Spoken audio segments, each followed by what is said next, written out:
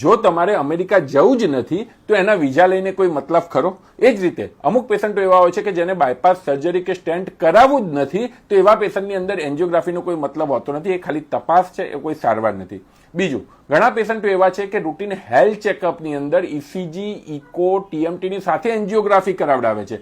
દુનિયામાં ક્યારેય એન્જિયોગ્રાફીને routine health checkup તરીકે સ્વીકારવામાં આવેલું જ નથી. માટે જો તમને કોઈ લક્ષણ ના હોય અને બીજા બધા રિપોર્ટ નોર્મલ આવતા હોય તો એન્જિયોગ્રાફી ના કરાવવી જોઈએ.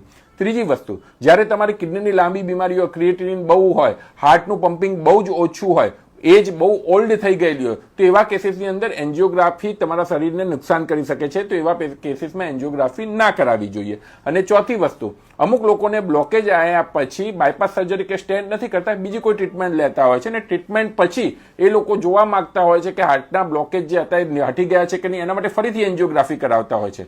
હાર્ટના બ્લોકેજ એવી રીતે હટતા જ નથી હોતા, એટલે એવા પેશન્ટોએ ફરીથી ખાલી રીચેક માટે એન્જિયોગ્રાફી ના કરાવવી જોઈએ. વિડીયો ગમ્યો હોય તો એવા પેશન્ટને શેર કરજો કે જે વારંવાર પોતાની એન્જિયોગ્રાફી કરાયા કરે છે. Thank you.